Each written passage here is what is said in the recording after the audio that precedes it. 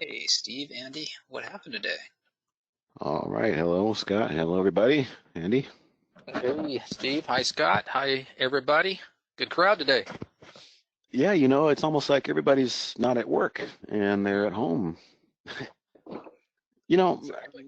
riff on that for a second before I get started here. This is an interesting time and we should make the best of it. If you're a parent and you have kids, you got a son, go out there and teach him how to change a tire. Um, make the best of this time. This is a really unique time. If you don't have kids and you always wanted to learn a song on the piano, well, get it and get a YouTube video going and you know, take this time to read and putting off and make, especially for somebody like Exactly. me who's been stir crazy since 5 weeks. You're welcome to tag along in those opinions or share those opinions if you want in your own accounts, but they are our own opinions only. They should not be construed as any market advice or financial advice through trade ideas. And there you go. The lawyers are happy. Year is rich. I like to remind people, and Andy and I have been there since the beginning, and we've seen a lot of changes, a lot of improvements, I should say, come and go. It's a very rich program that's out there, and we try to make ourselves as available as possible to you all that are trying to learn it and shorten your learning curve. Trade ideas is not something that can really be learned and mastered in just a few days or even a couple weeks. Usually takes people a good solid month to kind of see how everything fits together. Doesn't matter if you're a swing trader or a manic scalper, you can use this program to fit your method and fit your time frame. You just got to figure out first how you want to use it and make it work for you. So we have a lot of touch points available to help you guys. Barry is in his trading room every day, Monday through Friday, pretty much bell to bell, unless it's slow. We now have the midday section. We kind of take it over from Barry and give him a break on the YouTube channel anyway. So our YouTube live channel at noon Eastern, you're going to pick up either myself or Andy or Jamie or Michael or Sean on a given day talking about the markets and also making it available for people to come in and get answers. If somebody's looking for something in our live chat, a phone call doesn't always do, but if you want to see how to configure X, Y, and Z, they might kick you into our afternoon session where you can come in and ask a question and make the most of getting a visual demonstration live. So we try to provide all those points for you in addition to the afternoon webinars here. Andy's mining the questions if somebody has something that needs to be answered. But other than that, info at trade-ideas is your place to go.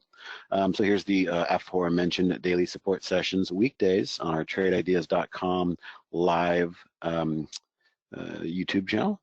And we'll go for an hour roughly every day, then we hand it back to Barry. All right, so here we are again for another week, another paying royalties weekly on it.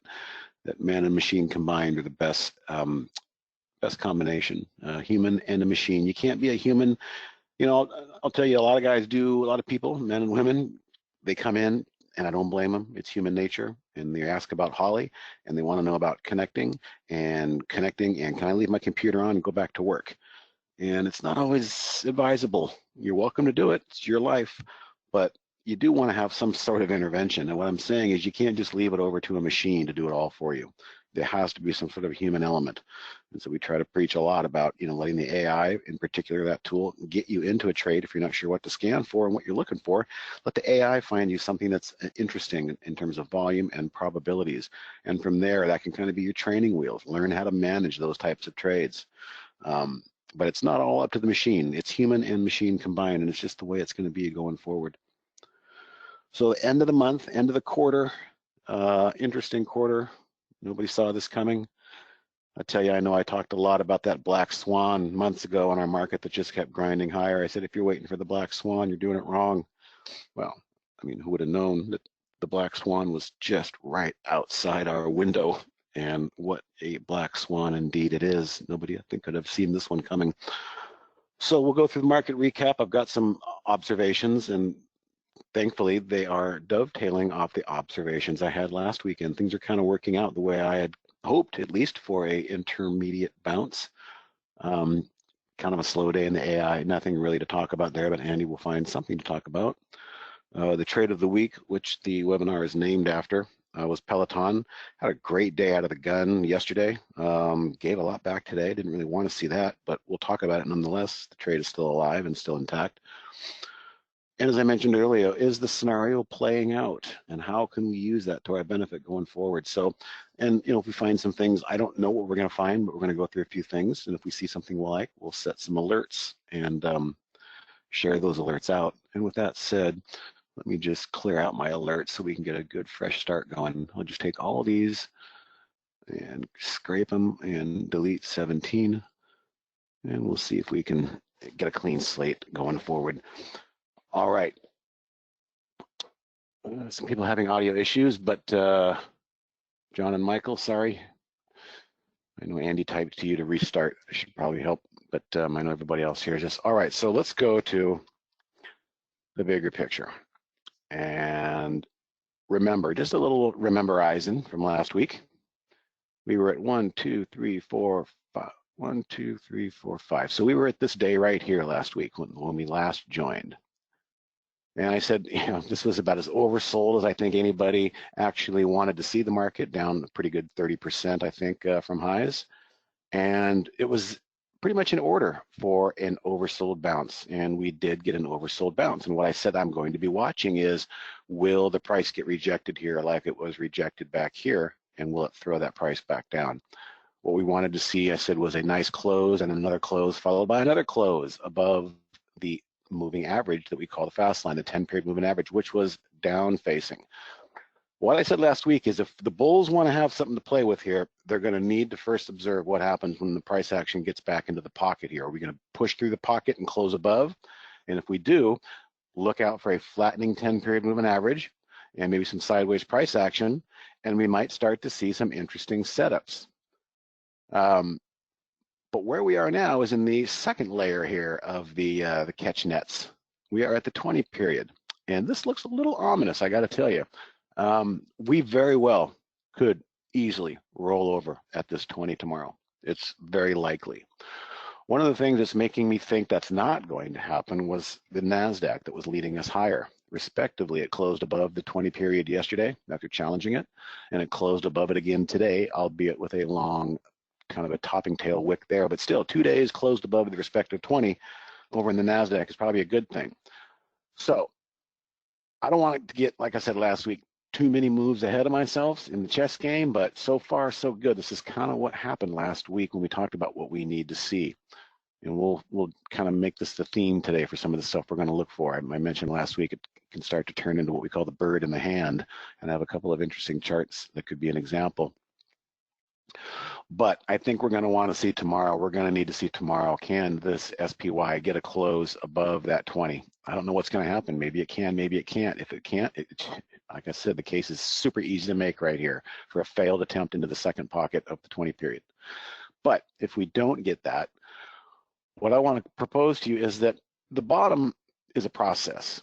Andy and I have seen just about every type of market you could think of. This is by far takes the cake from what I've seen because of the steepness and the quickness of the drop. 30% in a month is nothing to sneeze at. I'm over here getting my knee replaced February 20th. Next thing I know, the market falls apart as I'm homebound, but it worked out okay. But the point is, where are we going to go from here? The bottom is not going to be, and if this is a bottom, I hate to call it a bottom, call it a low, a higher low, or dig in, whatever, but these things are typically not a one-time event where everybody agrees and says, oh, okay, oh, that was it. All right, you can get your buying shoes back on. Let's go. It doesn't work like that. You still have a faction of people who are waiting for this low volume bounce right back up into the pocket. Trust me, there are people setting up big time shorts here. They're not buying any of this down here. They're not buying the coast is clear. So what happens is the bottom becomes a process. It's not an event. You know, I'll borrow this from JC. This is what the dead cat bounce is called. Cat jumps off the building. There we were last week, right there in that red, right there, that's the dead cat bouncing. And JC makes a good point, and he might be correctly right, and I might agree with him. You are here, and the bottom is a process. It's not a one-time event. The sellers are probably going to want to come back and test this level, and that's where the rubber is going to meet the road to determine if we do have further downside or if a wall in the sand is drawn and the buyers step back in, then we might have ourselves a process bottom. But until then, bottoms are not an event. Bottoms are a process in my experience, and I'm sure Andy would agree with me because we have seen it. So are we going to fail here at the 20? The cues say maybe not. If the Qs didn't look as good as they did, I might feel stronger that we might be ready to just roll back over. But there's a case to be made. If we can push through, maybe we get another week of solid grinding a little bit higher. But this death cross here yesterday, the 50 crossed below the 200. That's what some people call a death cross. This is going to come down to meet at some point. A lot of the respective charts are going to have this same situation here. And it could be that we pass through the first pocket of the 10 period and pass through the second pocket of the 20. We'll see. But I don't think it's going to be short-lived. I really do think that JC's dead cat bounce is probably going to happen. So don't think that you picked up generational lows down here and you're never going to sell them. Have an open mind, maybe sell half and keep an eye on what the market does. I have a couple positions I would love to see as a generational low, X being one of them. We'll talk about that in a minute.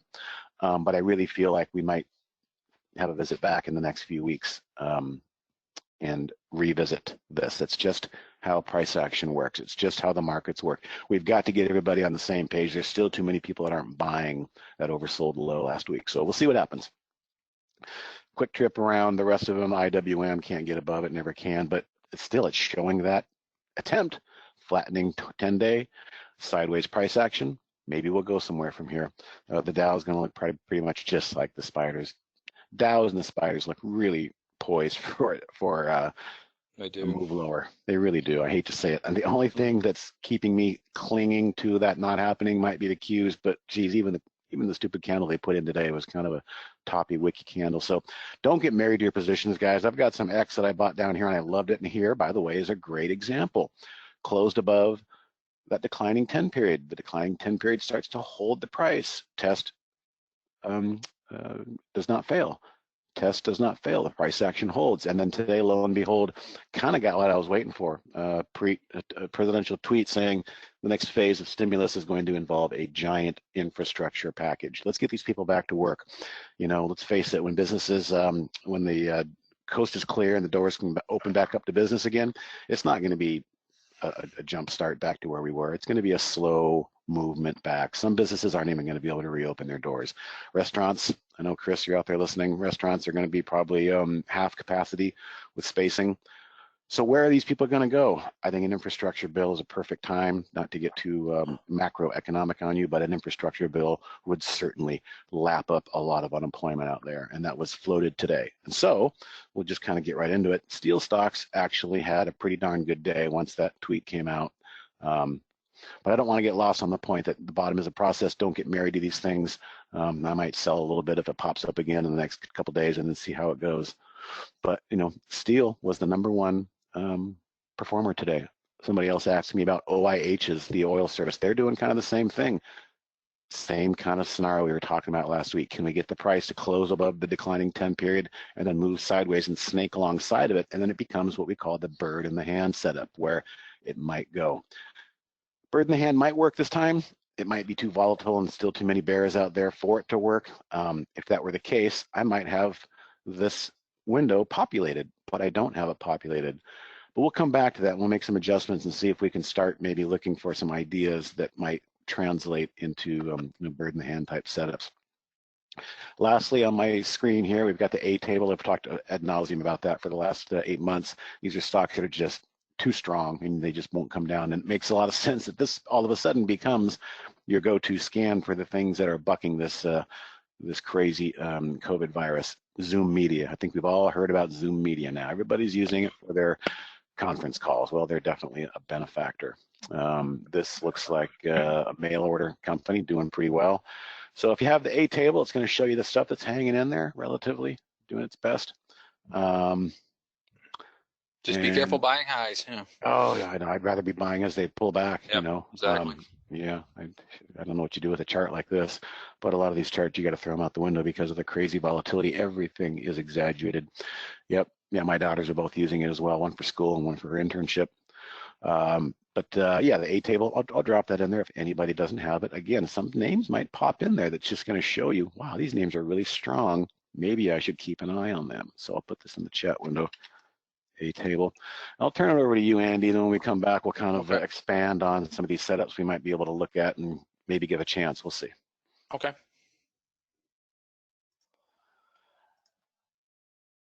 All right, this is my screen, and just real quickly to add to the overall market conditions, if you pull up a monthly chart, you can see this price alert that I put in. I really thought we were going to test this rock solid support that we had in the SPYs on the monthly chart. Remember, this is a monthly chart, so this is actually huge, huge support. We got real close to it, and maybe that's where the buyers came in.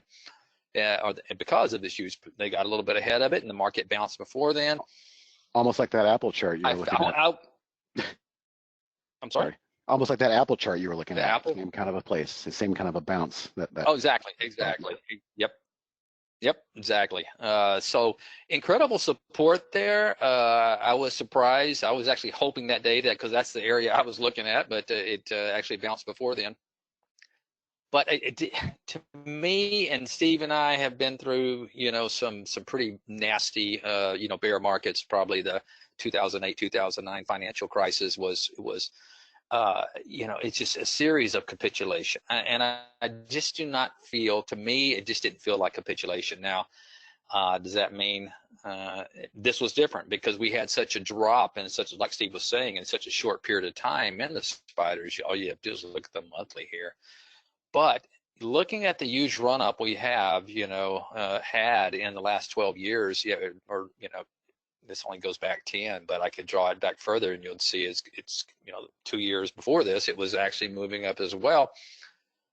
It wouldn't surprise me a bit, for us to come down here and test this 200 in the SPYs, which would definitely be some more pain. But we'll see what happens. But I'm in the same camp as Steve as we put it back on the daily there. Let me put it back on the daily. Yeah, I'm actually short a couple of positions, and as we move into Holly, and I'm going to be perfectly honest with you, there's not really a way for me to sugarcoat Holly today. Okay, every now and then I'm just going to come out and say it was a bad day. I mean, did not get destroyed, but there just was very little opportunity. And before I quit to judge, let's take a look at the SPYs. What we had today, we had an inside day as far as the body goes. Okay. Try to run up, went to lows, bounced back, went back to lows, and bounced a little bit on the close there. So not a lot to work with. And I'm really seeing some crazy action. I'm going to show you a short that I was in from yesterday morning. And I'm still in it, but this is no fun. I mean, let me zoom in here so you can kind of see the wicks better. I think I shorted yesterday somewhere around 22.30 area. But, to see this kind of action, I tell you what I did. I shorted some more right here. I shorted some more. So I had 2 shots at it. Sitting pretty, looking ugly, taking out, 3 days of low, and then on the close, and lo and behold, no reason at all, for whatever reason. I don't know if there's some sort of rebalancing or what going on out there. I just get this big old green tick. That doesn't feel good. Obviously I'm swing trading, so I didn't punch out or anything, but this is the kind of action. And Jamie had another trade that kind of did the same thing. Luckily, he got out beforehand. But it's just when I see action like this, and I could bring up probably 4 or 5 examples, just stuff not making sense. So to Holly's defense, there's some crazy stuff going on. This is a crazy environment, a very sloppy inside day with a lot of action. But I'm not going to go over any of these trades because you can see them here on the blotter. They're just nothing to write home about. Thank goodness it was a low count, only 11 trades, but just like I said, there's no use me going in for every little one I could point out that made money. There's a little one that lost money and one stop out. So just not a lot going on today. So when you see Holly struggling, okay, back away or play really small size. I cannot emphasize when I say small size how much. I mean, even if it's 1/10 of your normal size. If you're used to playing 1,000, play 100. If you're used to playing 100, play 10 shares. Because like Boeing it last is. week. Yeah, exactly. You had to go just really like small. Yeah, really did. I mean, I tried it a few times right in here, and I kept getting, because I had a little bit too much size, and just, luckily I was able to short it up here. I think I mentioned that in my webinar the other day, and made some back on it. But These are the kind of trades you look for in this kind of environment. You know, when you get those stocks, and I showed you guys, I showed an alert window or top list that I created that'll help you find levels like this. So Boeing looks like it may do that, come down and test that bird in the hand scenario, Steve. All right, Steve, I'm going to bounce it back to you. That's really, Okay. I just don't have a whole lot to say about Holly today, but other than that, just getting back to it, when you see Holly struggling, something that has beat the S&P index handedly over the last 3 years, you know, you just want to back away or play and trade really small size. Yeah, and I'll dovetail that into what the AI, a couple of people have asked about, the AI problem, performance lately, and it has not been that great. And take aside the last month, there have been days in the past year or two where we have these giant gap days, and these giant gap days in our normal markets before this craziness, the AI never really knew kind of what to do with them, and they always just kind of didn't do much. The days the AI did really well were just kind of a simple no gap opening, nothing out of the ordinary, and the AI was kind of able to find the plays that existed. But it seems like the more volatility and the bigger gaps we start the day with, it seems to stump the AI a little bit. So there definitely has been a noticeable cause and effect relation on that. So I would hope that the AI is going to start performing a little better as the volatility starts to abate a little bit more.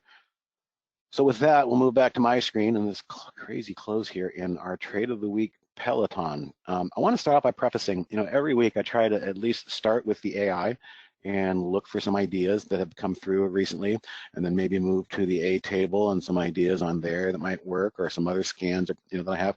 What I'm saying is I try to preface the trade of the week with some sort of trade ideas scan. I just really didn't have that last week. I had a stock that was getting ahead of itself of what we're going to talk about today. And if I just go, let's see, if I just go like that, this is what Peloton looked like last Friday. There's her kind of bird in the hand setup, oversold bounce up above and a close, test above that flattening and curling up 10-period moving average, holding the price action like a bird in the hand, ready to take flight. So I've noticed that all week, and then I've been, we've all been trying to find and sift through the noise to find that one coronavirus homebound stock, whether it was Grub or Apron or Zoom Media or some of these other things.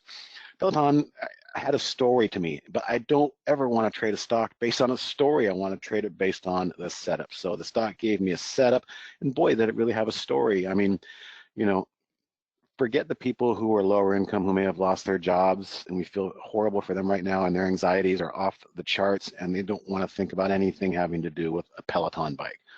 But let's face it, we do have some people out there that live here in Carlsbad, and we see them all the time in San Diego, these Lululemon moms walking their babies while their husbands are out making six-figure incomes.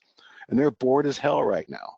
My daughter teaches yoga at one of these studios, and the studios are closed, and these people are going nuts trying to figure out how to stay sane. So the Peloton crowd, the Lululemons, I think they're going to show up and start subscribing in the month of March and April. So that was kind of a funny little side story to the trade. But nonetheless, the trade itself started off with a bit of a gap, but did come back and give people a little bit of an opportunity right there to enter the trade. For the most part, pretty much where we wanted to have it. There it is. I'm sorry. So there's the opening, there's your opening range right there. So, the actual price level, I think, was roughly very close. So really nice out of the gate push. Obviously, I wanted to see it bounce here on my fast line midday and keep moving higher, but it didn't. It got sluggish. But by the end of the day, it kind of fought back. I don't know what this was all about. Looks like it's a little higher in aftermarket, but it gave a lot back, more so than I really would have liked to have seen. I would have liked to have seen what we call maybe a go, pause, go.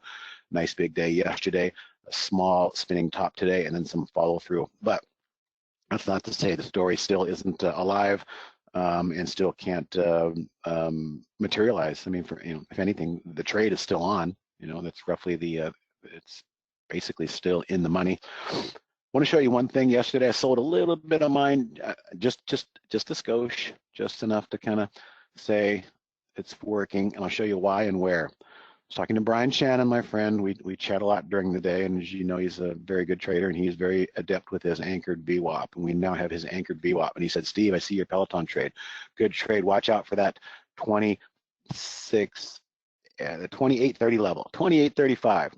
So what do you see, Brian? He goes, well, you go back to the highs, draw your anchored VWAP, and that level is going to be significant. And I'll be, look, my Brian Shannon knows a thing or two. So yesterday I did sell 1/3 of my position into that anchored VWAP. Obviously, I would love to go higher, but sometimes that works out. If you can sell a little bit, and then the price action reverses on you, you feel like a small victory.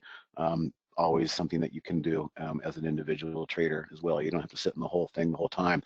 But there's our bogey. I would like to see this stock regroup. Let's get my other chart up here. It's easier to see the moving averages. I would like to see my Peloton regroup here. And definitely not. Of course, I said the downside is to not let it close below that 10-period moving average. We might have a little bit of chop between now and then, but there's our bogey. That purple line is the anchored VWAP from the absolute high of Peloton. So we'll keep an eye on that level and see if we can get back through it. If we can, and if we can close back through it, then game on, no reason to get out, stay in that thing. Maybe that story will pick up and catch up. So that was the genesis and the current situation of the trade of the week in Peloton. So it looks like we're caught up on questions.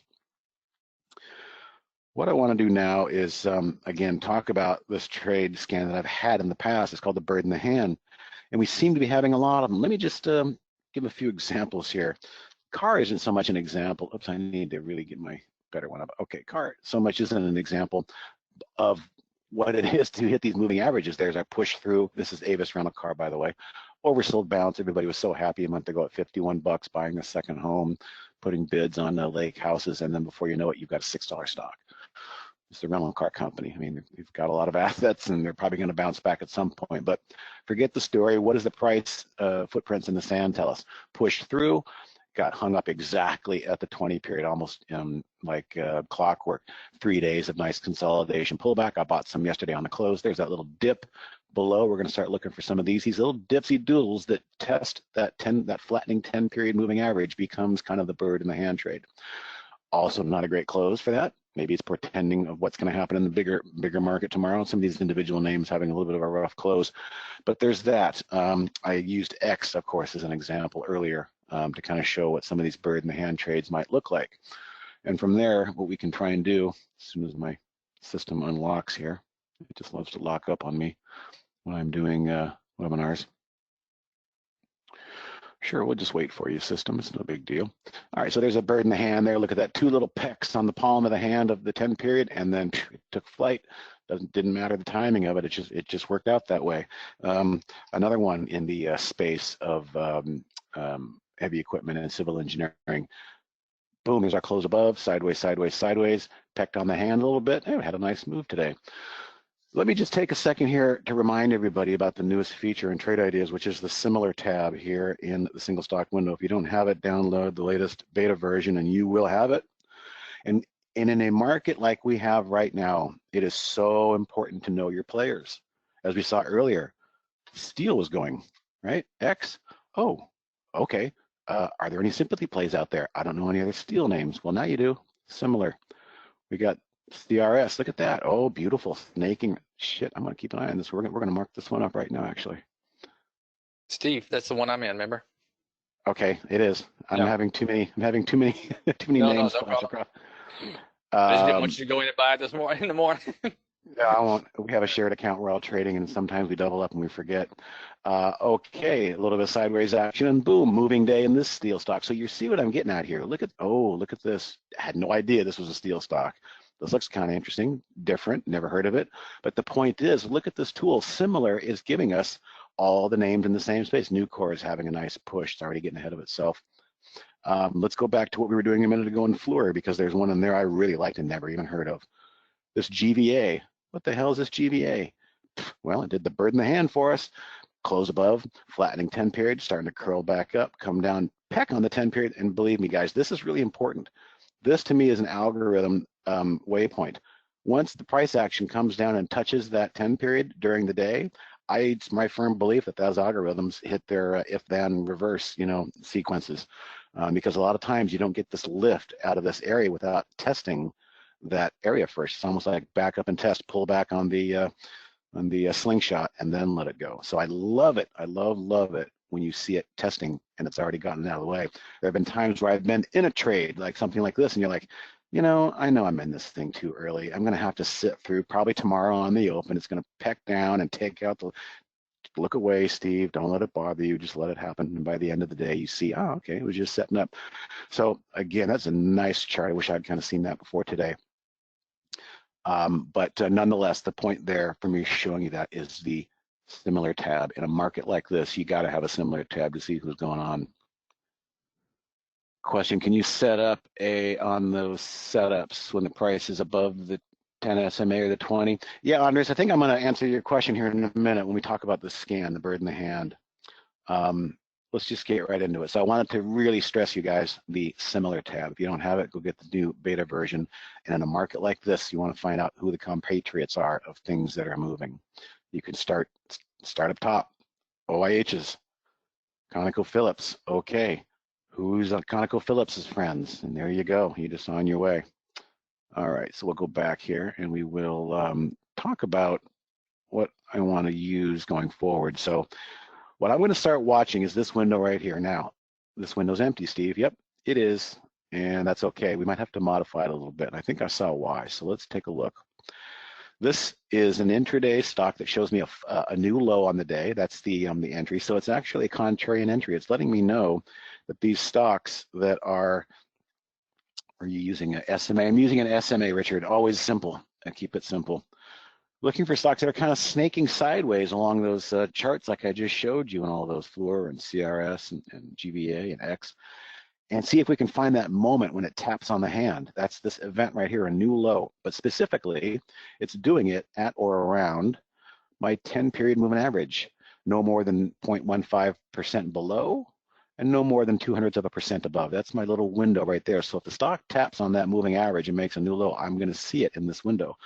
The problem is I'm not seeing them right now. So we've got to figure out why I'm not seeing them. Position in your range. Well, 35% max, I think we're safe there. I don't know of too many stocks that are, above 35% in their range, but, we can change that. We'll just open that up a little bit, maybe 50%. 5 to 500 in price, that's fine. 10-period moving average, we can't change that. That's our bread and butter setup. I think this is the one that's getting me right here.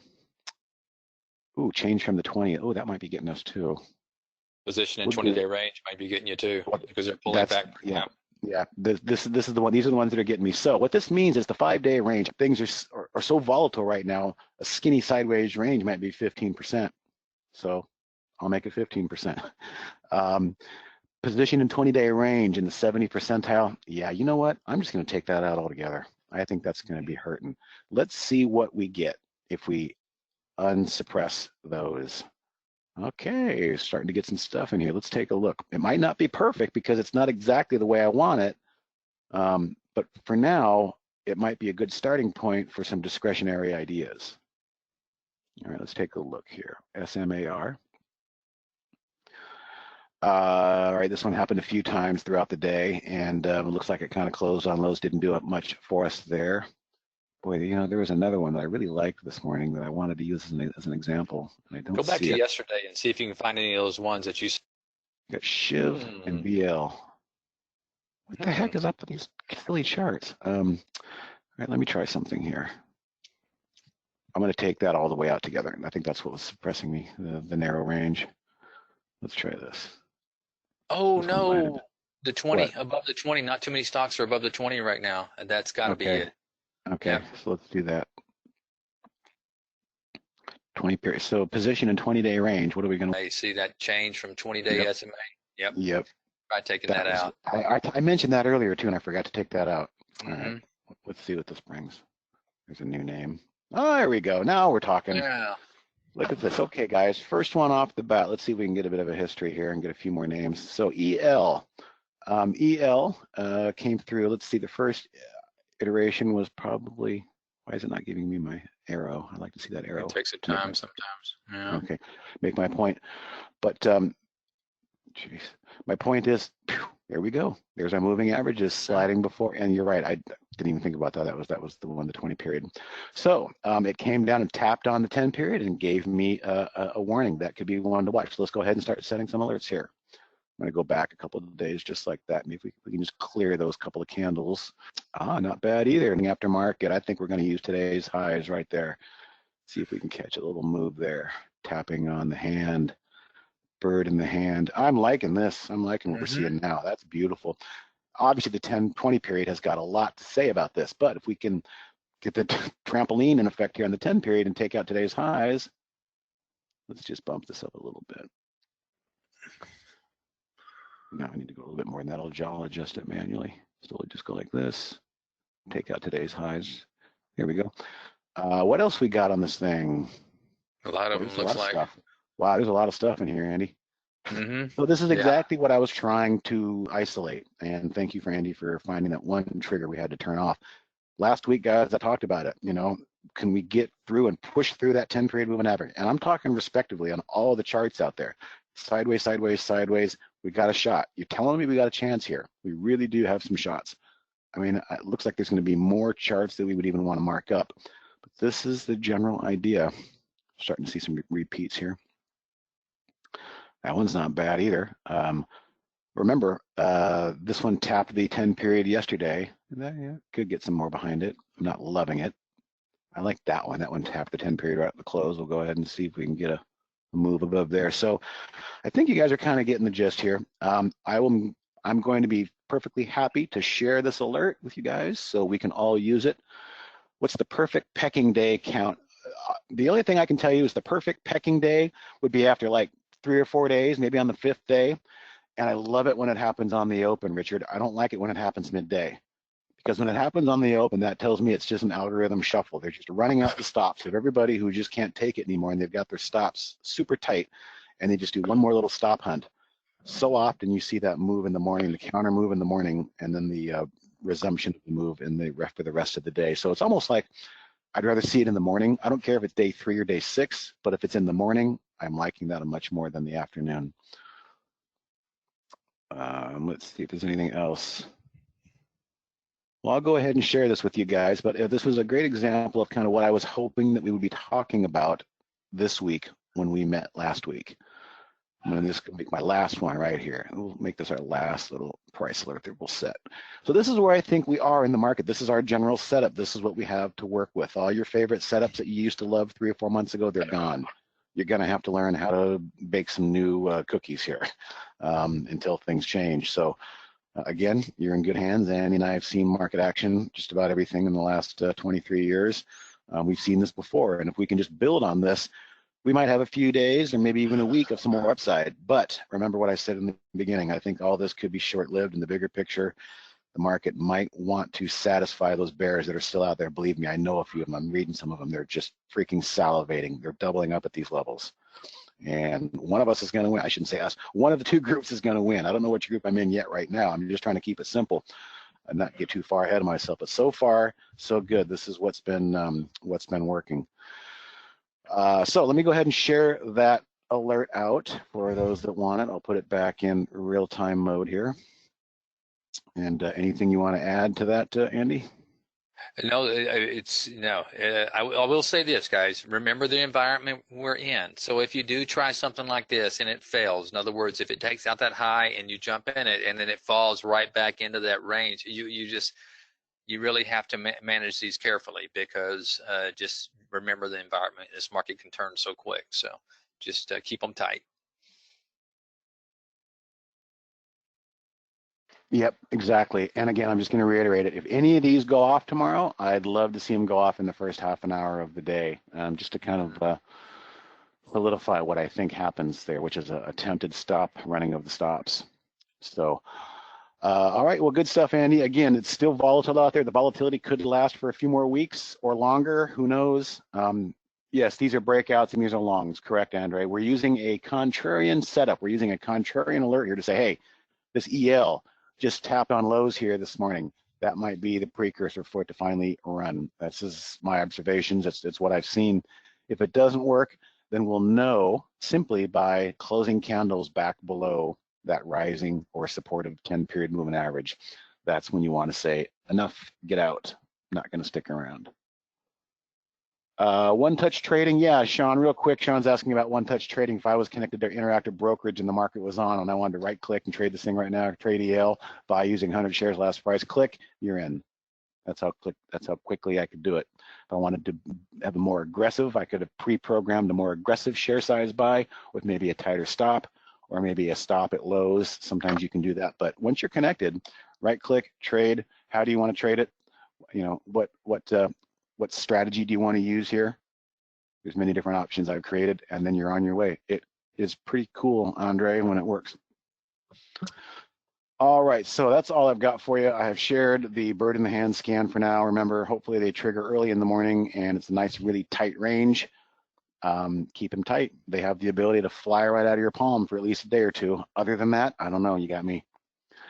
Do you guys know and use the AI platform Vantage Point? I think I've heard of it, but I don't know much about it. Probably No. apples and oranges. Right. I don't know that one. All right, so Sorry. Scott, come on in and walk us out with some announcements, and we'll call it a day. Yeah, it sounds good. We do have a new ebook. If you haven't gotten it yet, now's a great time to. It's written by Dave Mabe, the guy that created the Odds Maker, and Holly, the AI. So check it out. He's got some ideas about how you can take advantage of earnings season, and includes some layouts that you can import. I mean, some cloud links that you can use to import his strategies into your layouts. So grab it, trade-ideas.com/earnings. Also got a podcast. Check out the interviews that we released in the last few and add us as a subscription. Then you'll be ready to catch the next code that's good till this time next week. Springtime, all caps. It's case sensitive. 15% off your first month or year of Trade Ideas, or your first month or year of an upgrade from standard to premium. So do write that down, check it out, purchase. Steve Gomez is Today Trader on Twitter. Also follow at Trade Ideas and at QuantBot. We've got some other handles you'll follow if you follow them. Trade Ideas Pro is the Facebook page to like and follow and share everything with your friends. info@tradeIdeas.com is the correct address to send all your questions. It goes into our help desk software. Yep. Hey, Scott. Yep. Just give me 1 second. I think somebody's pointing out that I may have dropped in the a duplicate link for that that alert window, and I want to make sure I correct that. So let me just do that real quick here, guys. Sure. Save and share. Save and share. Copy all. Bird in hand. Second try. Alrighty, so if you got any questions, shoot them to info@TradeIdeas. That's the best place to send them. That's where you're going to get the best answers from. All right, it's in there now for those that want it before Scott closes us down. And we're going to get that recording up later on tonight or tomorrow, so stay tuned for an email when that's available. Thanks, everyone. Thanks, Steve. Thanks, Andy. All right, see you next time.